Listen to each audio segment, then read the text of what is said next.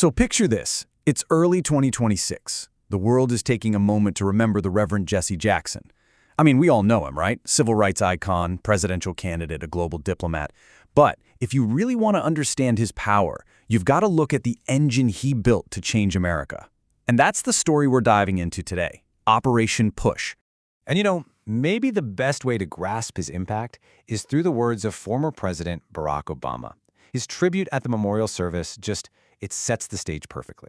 He frames Jackson not just as some leader, but as someone who literally built the foundation for the generations that came after him.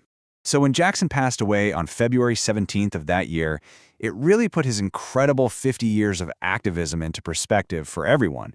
And it makes you ask a pretty big question, right? How on earth did one man build a movement so powerful it could force, literally force, global corporations and entire political parties to come to the negotiating table?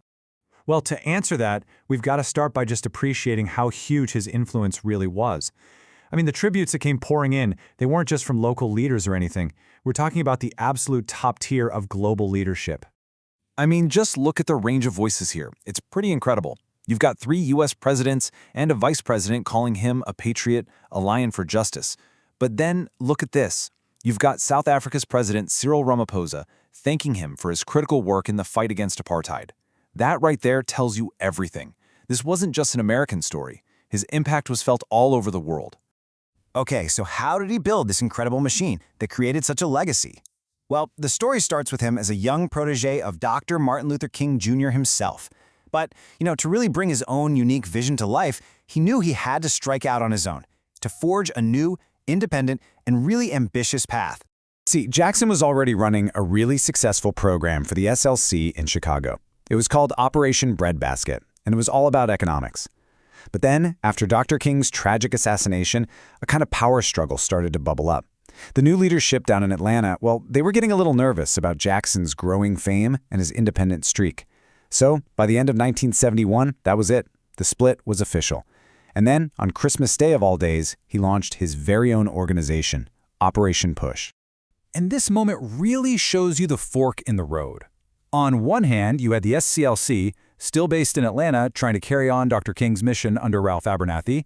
But on the other hand, you had Jackson setting up his new home base in Chicago. And get this, he took the entire staff and the whole mission of Operation Breadbasket with him. And he wasn't alone. He was backed by a powerhouse coalition, including people like the Queen of Soul herself, Aretha Franklin, and Mayor Richard Hatcher. So now that he was independent, Jackson could really unleash the core idea that would define the rest of his career. He had a name for it, civil economics. And it was, for the time, a totally revolutionary concept. This idea of building a bridge between the fight for social justice and the need for real economic power. So what exactly is civil economics? Well, here's the core of it. Jackson basically argued that winning civil rights was only half the battle. For true equality, he said, you needed civil rights. In other words, economic power. Civil economics was the game plan to get those rights, using the community's own spending power, their own dollars, as a weapon to make big corporations reinvest. And this wasn't just about random protests. No, it was a disciplined, repeatable playbook. It was basically a 3-step process.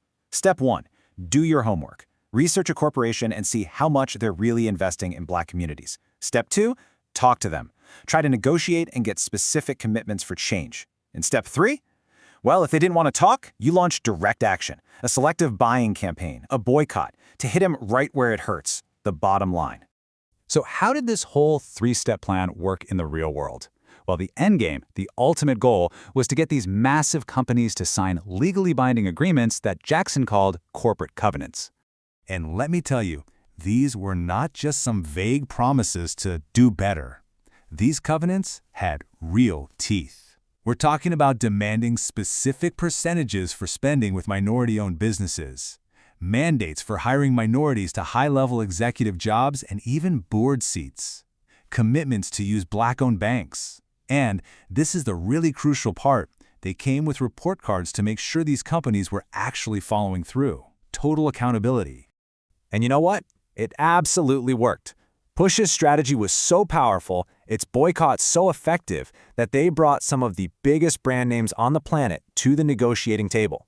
It started with a huge, landmark agreement with Coca-Cola. Then they went on to secure a covenant with the fast food giant Burger King. And it didn't stop there. They took on the athletic apparel powerhouse, Nike. And even proved their strategy could work in heavy industry, signing deals with automotive giants like Ford and GM. I mean, this was economic activism on a scale that nobody had ever seen before. But, it wasn't just about putting pressure on corporations. A massive part of the mission was about building up the community from the inside. They had an educational arm called Push Excel, which was all about inspiring kids in inner-city schools. And get this number. To date, they've awarded over $6.1 million in college scholarships. That's real, tangible investment in the future. So all of this grassroots economic power, it naturally became the foundation for Jackson's next big move, politics. This is where the organization evolves from a Chicago-based movement into a true national political force. And in 1996, you could say the final piece of the puzzle just clicked into place. Operation Push officially merged with the National Rainbow Coalition. Now, that was the political machine he built for his presidential campaigns in '84 and '88. This merger created the organization we know today, the Rainbow Push Coalition, and it officially cemented that link between economic justice and political power.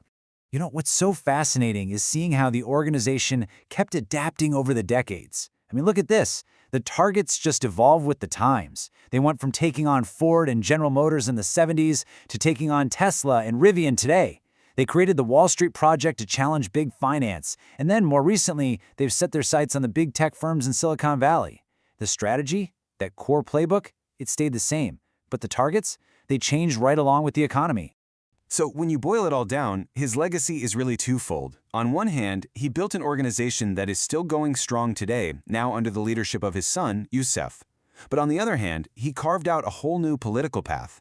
His presidential runs in the '80s completely changed the Democratic Party, and just as President Obama said at the beginning, they truly laid the foundation for so much of the progress that would come later.